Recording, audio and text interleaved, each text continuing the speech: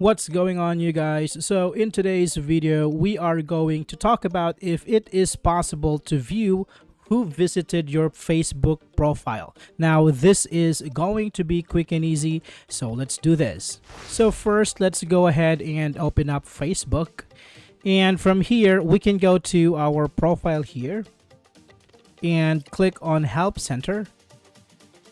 Now go to Privacy and Security and click on Control who can see what you share on Facebook.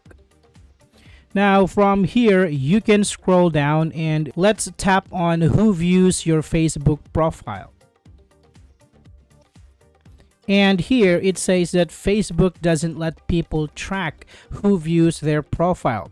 Third-party apps also can't provide this functionality.